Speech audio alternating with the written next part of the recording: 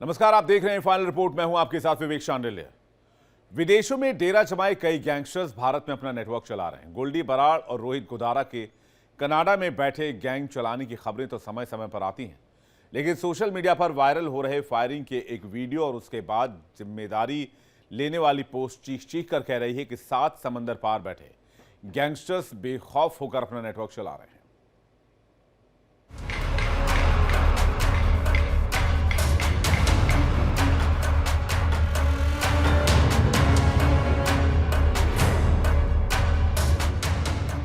Gang war ने Canada की शांत सड़कों को खौफ से भर दिया है।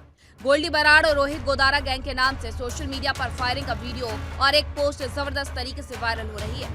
बताया जा रहा है कि लोगों में खौफ पैदा कर रहा फायरिंग का ये वीडियो कनाडा के ब्रैम्पटन का है। एक घर पर हुई फायरिंग के इस वीडियो ने एक बार फिर इंटरनेशनल गैंगवार की खतरनाक हकीकत सामने ला दी है।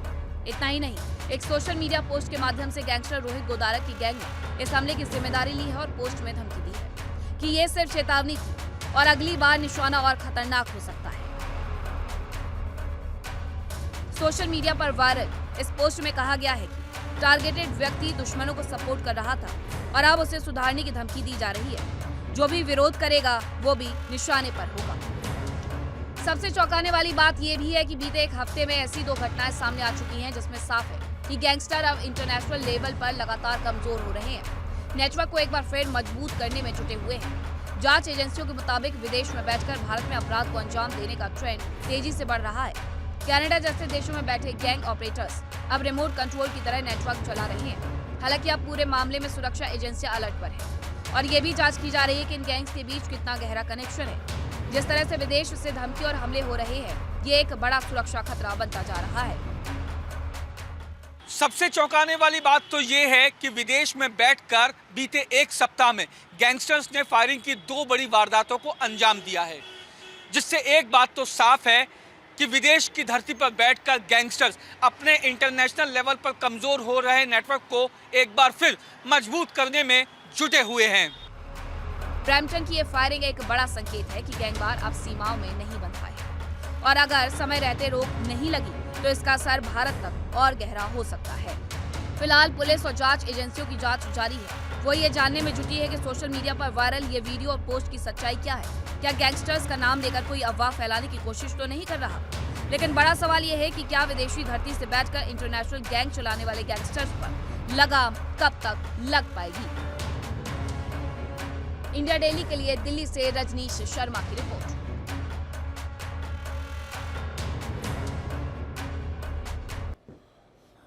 दिल्ली की एक अदालत ने अलगाववादी और डॉक्टरान ए मिल्लत की चीफ आशिया अंद्राबी को यूएपीए के तहत दोषी ठहरा जाने के बाद आजीवन कारावास की सजा सुनाई है, जिसके बाद जम्मू कश्मीर की पूर्व सीएम महबूबा मुफ्ती ने मानवीय आधार पर सजा कम करने की मांग की है।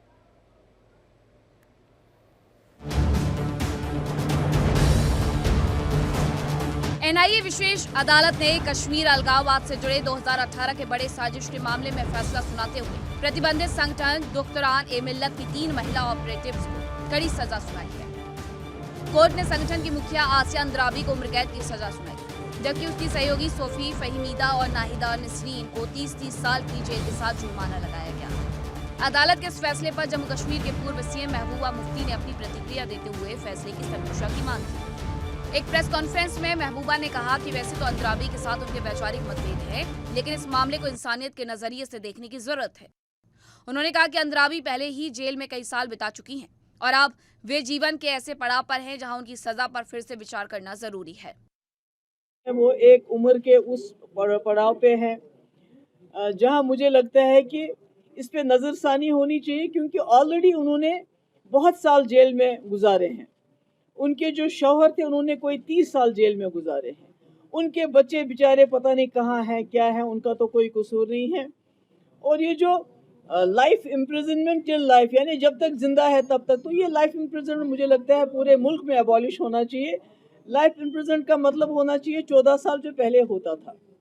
तो ऑलरेडी उन्होंने कई साल इसमें जेल में गुजारे हैं। मेरी यही गुजारिश होगी कि इसको रिकन्सिडर किया जाना चाहिए। कई लोगों को हम मतलब जो गवर्नमेंट ऑफ इंडिया ने पैरोल पे रिहा किया, बेशक इनको भी शर्तें शराइत रख के इनको भी पैरोल पे रिहा किया जाए और इनको जो सेंटेंस मिली है कि उम्र कैद तब तक जब तक वो जिंदा है, इसको एबॉलिश करके पूरे मुल्क में एबॉलिश किया जाना चाहिए और जैसे पहले 14 साल होता था वैसे करना चाहिए।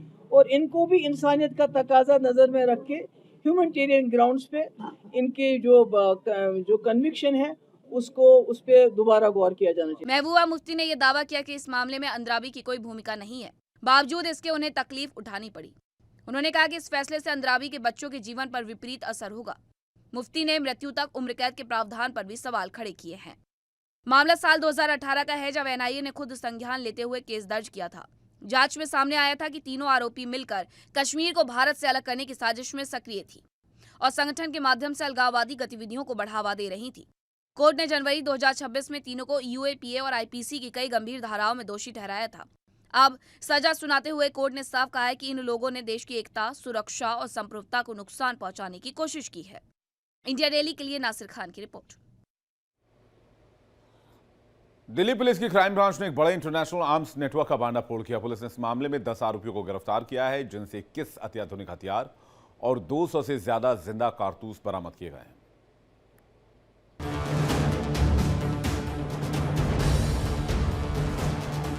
दिल्ली पुलिस ने बड़ी कामयाबी हासिल करते हुए एक ऐसे आर्म्स सप्लायर गैंग का खुलासा किया है जो नेपाल बॉर्डर के रास्ते पाकिस्तान से हथियार लाकर पूरे देश के गैंगस्टर्स को सप्लाई करता था।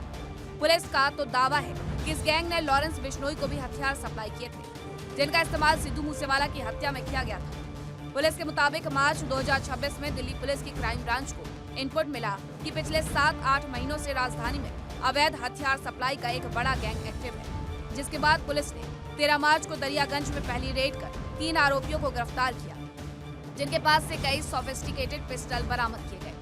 पूछताछ में खुलासा हुआ कि जौनपुर का रहने वाला सोनू गुप्ता इस नेटवर्क की अहम कड़ी है, जो रेड से कुछ देर पहले ही 5 पिस्तौल लेकर निकल चुका था। क्राइम ब्रांच ने तुरंत जाल बिछाया और सोनू गुप्ता को भी दबोच लिया। उसके पास से भी 5 पिस्तौल बरामद हुई है। दिल्ली में और नॉर्थ इंडिया में एक आर्म्स सप्लाई का एक गिरोह, एक सिंडिकेट यहाँ पर एक्टिव है और अभी भी लगातार वेपन सप्लाई किए जा रहा है। जो सूचना मिली थी उसमें था कि ये गिरोह करीब पिछले 7-8 महीने से यहाँ पर एक्टिव है और काफ़ी बड़ी मात्रा में ये वेपन सप्लाई कर रहा है इधर में, तो इस पर कार्रवाई होनी है।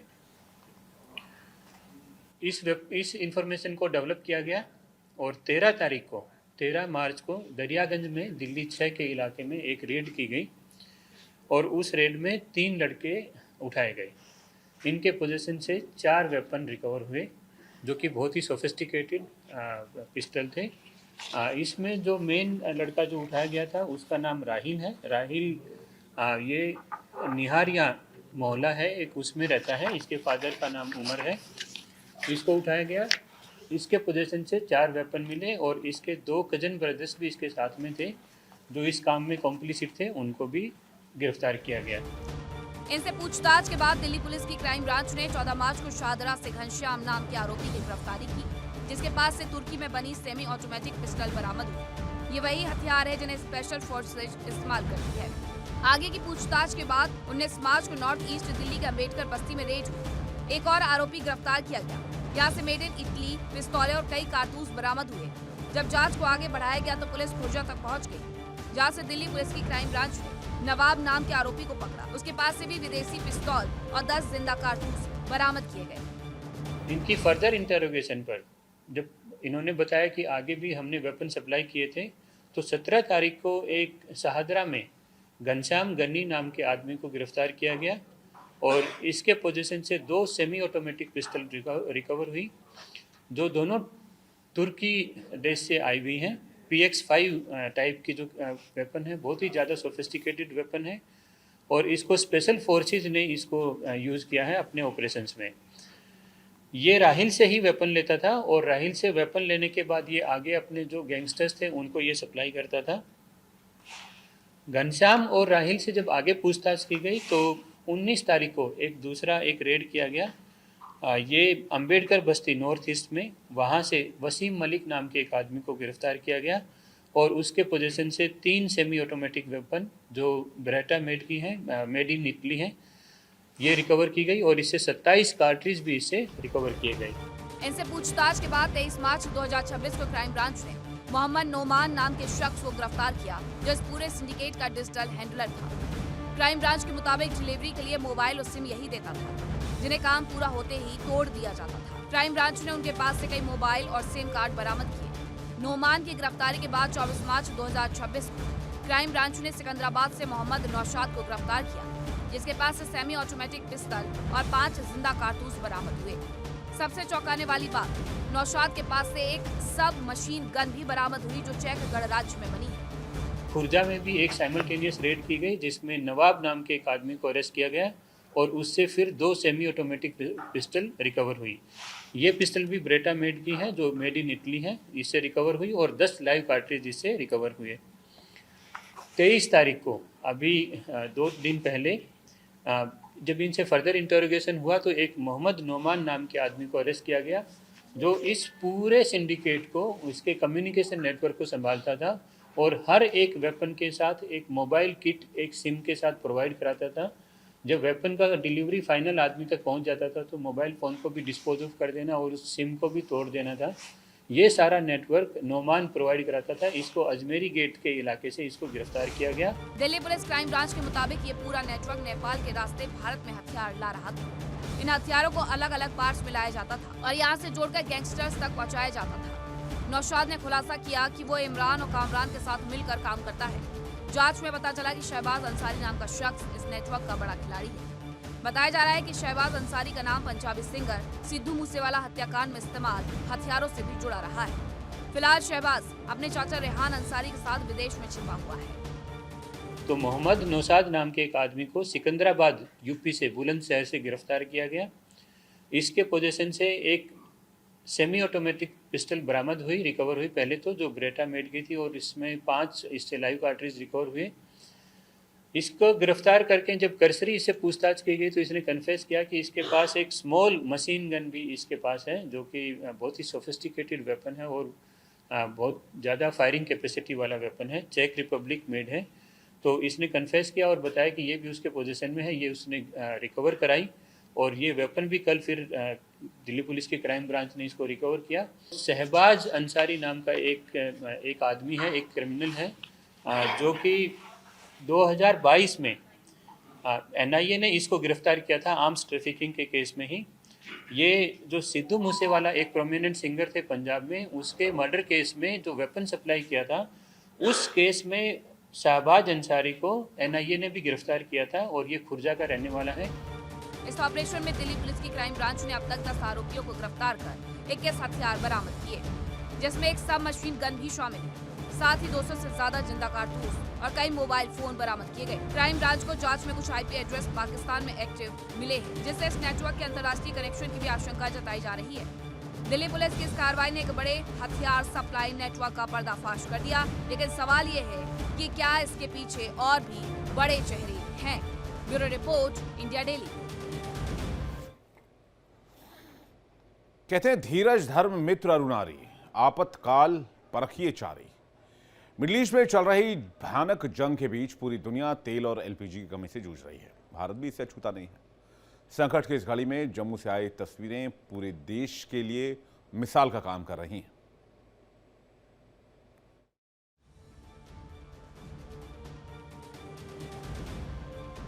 करीब 26 दिनों से पूरा मिडल ईस्ट युद्ध की भीषण आग में जल रहा है। अमेरिका, इजराइल जहां ईरान पर ताबड़तोड़ प्रहार कर रहे हैं, तो ईरान भी पूरी ताकत के साथ पलटवार कर रहा है। मिडल ईस्ट में जारी जंग की इस आग की आंच की तपिश पूरी दुनिया महसूस कर रही है, क्योंकि इस युद्ध के कारण पूरी दुनिया में तेल और गैस का संकट बढ़ता जा रहा है।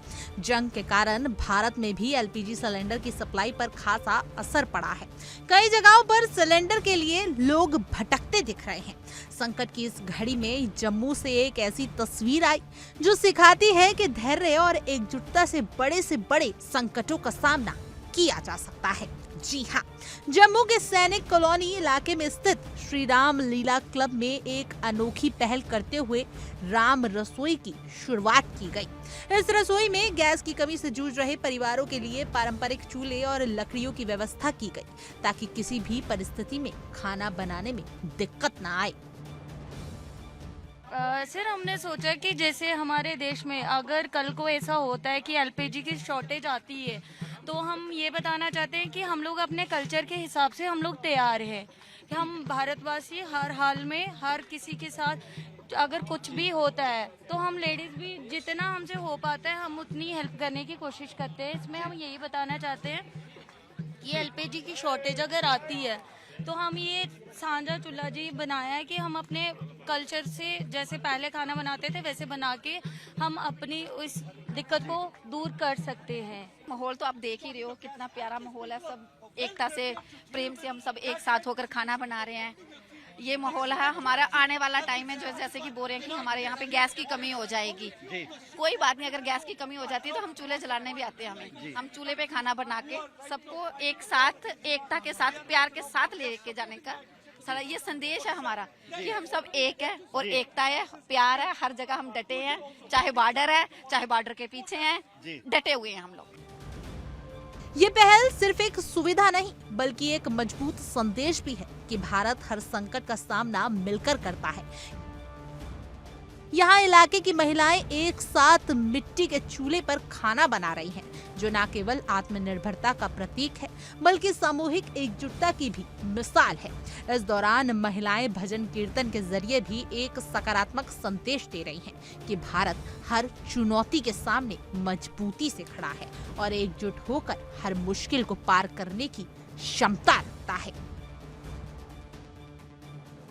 जब ये सब सिनेरियो जो वर्ल्ड वाइड ग्लोबली जो चीज़ चल रही है, एक्सपेक्टेड पेट्रोलियम प्रोडक्ट्स की शॉर्टेज आने वाली है, इसे देख के मेरी मदर ने मुझे कहा, कहती बेटे हम लोग चूल्हा सांझा चूल्हा जो है ना कम्युनिटी कुकिंग पहले करते थे गांव में, फौज में थे तब भी करते थे, अब अर्बन और सेमी अर्बन में इसकी बहुत ज़रूरत है। मेरी मदर भी यहाँ आई हैं तो उन्होंने यहाँ आज खाना बनाया, एक चूल्हे में 10 घरों का खाना बना, इतना फ्यूल एफिशिएंट, 10 घरों की एलपीजी बची है, नीडफुल को जाएगी। कोई भी चैलेंज होगा, बीइंग इस देश के सिटीजन हम हर परिस्थिति से लड़ने के लिए तैयार हैं, सरकार कोई भी हो किसी भी हो। जब देश पे बात आएगी ये बड़ी छोटी चीज़ है, हम हर परिस्थिति से लड़ने के लिए तैयार हैं। संकट चाहे कितना भी बड़ा क्यों ना हो, भारत की ताकत उसकी एकता और आपसी सहयोग में है और जम्मू की राम रसोई इसी भावना की एक जीवंत तस्वीर बनकर उभरी है। अब अपने घरों से बाहर निकल के लोग एक दूसरे से मिलेंगे तो कहीं ना कहीं अपने रिश्ते सुधरेंगे, जो स्ट्रेस है वो कम होगा, साथ में देश के लिए जो काम किया है ताकि कहीं पे भी किसी तरह की भी किल्लत आती है, चाहे वो आर्थिक हो चाहे वो किसी और तरह की किल्लत हो, तो ये राम रसोई लोगों की मदद के लिए पूरी तरह से तैयार है। कैमरामैन सुनील के साथ विकास अब्रोल, इंडिया डेली के लिए जम्मू से। गाजियाबाद की कौशांबी पुलिस ने जासूसी नेटवर्क का भांडाफोड़ करते हुए मथुरा के औरंगाबाद की रहने वाली मीरा प्रजापति और मीरा ठाकुर के साथ 3 आरोपियों को गिरफ्तार किया। इसमें एक नाबालिग भी है। मीरा पर आरोप है कि वो ई रिक्शा चलाने की आड़ में संवेदनशील जगहों की जानकारी जुटाकर पाकिस्तान भेज रही थी। इस खुलासे के बाद सुरक्षा एजेंसियों में हड़कंप है। मामले की गहनता से अब जांच की जा रही है।